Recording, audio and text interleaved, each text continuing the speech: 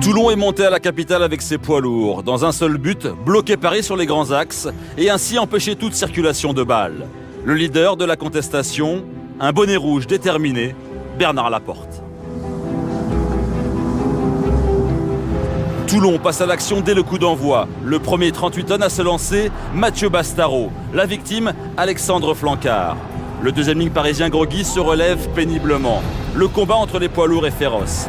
Toulon continue son blocus en insistant devant, mais Papé et ses coéquipiers contiennent dans ce secteur les assauts toulonnais. On savait que beaucoup de ballons, surtout chez finissait en ballon porté et qui sont très très costauds là-dessus. Donc on voulait vraiment les gêner, casser le maul, essayer d'aller au ballon le plus vite possible pour pas que la machine s'emballe, parce qu'après ils sont inarrêtables. Donc je crois qu'on a bien bossé sur ce secteur-là.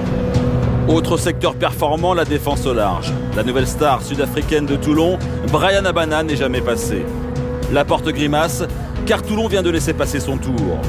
Le Stade français remet la main sur le ballon mais se trompe dans ses choix, comme ici avec Olivier Missou. Pascal Papé, évidemment solidaire, en fait des tonnes.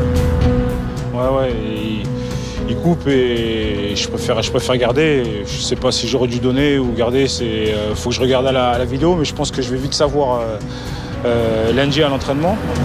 3-0 pour le Stade français à la mi-temps. Quesada fonce au vestiaire pour s'abriter du froid en attendant le retour du soleil.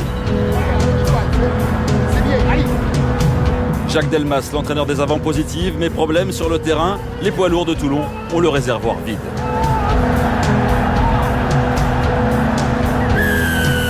Il y a une pression de la part des droits sur la mêlée. Et derrière, la mêlée rouge tourne. Comme ça, ouais. On ne peut pas continuer comme ça, il va falloir trouver des solutions Donc, afin de remédier à toutes ces fautes. On reste tout droit aussi. Oui, on reste bien droit. Pousse comme ça aussi. Oui, mais il y a une poussée dans l'axe qui est tout à fait normale. Il faut trouver les solutions rapidement. Le plus rapide pour trouver la solution, et le chemin de l'essai n'est pas toulonnais, mais parisien.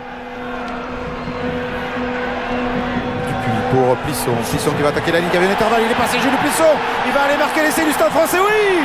Le premier essai du match, et c'est en première main, aplati par les Parisiens et par leur demi d'ouverture, Jules Plisson. On avait annoncé un groupe pénétrant, après je crois qu'il contre pas trop mal et on voit que le talonneur anticipe un peu trop sur l'extérieur, et après moi j'essaie de jouer mon duel contre Fred Michalak. Après ça a marché, donc tant mieux. Un essai à l'heure de jeu qui enterre définitivement les espoirs de victoire de Toulon. Mathieu Bastaro est lucide sur la performance de son équipe. À part 2-3 lancements de jeu, le reste c'était inintéressant. En mêlée, chahuté, avec ça on peut pas gagner un match de rugby. Dernière minute de ce match avec Bastaro qui ne contrôle pas. Burden, dernière occasion pour les Toulonnais de marquer un essai, mais Eman cafouille. Kubriashvili tape à suivre. Kubriashvili s'est poussé du pied par Meyer Bosman. Le sprint de Bosman à la lutte avec Mitchell pour le deuxième essai du Stade français. Le ballon n'est contrôlé par personne. Et finalement Doumerou qui passe, qui ramasse et qui va marquer le deuxième essai du Stade français à 2 secondes de la fin de ce match. Score final 23-0. Bernard Laporte va sans doute offrir à ses joueurs lors de la séance vidéo un bonnet d'âne. Papé, battu par Bryan Habana le week-end dernier, ne boude pas son plaisir. Ça fait toujours plaisir de jouer contre des joueurs de cette envergure. En tout cas, on va dire que j'ai pris une petite revanche, mais c'est beaucoup de plaisir à jouer avec ces joueurs, contre ces joueurs. Merci Pascal. Il parle très bien français.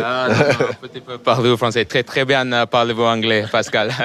Merci, ciao, bon week-end. Au pas de course, Bryan Habana a quitté le stade pour prendre le TGV.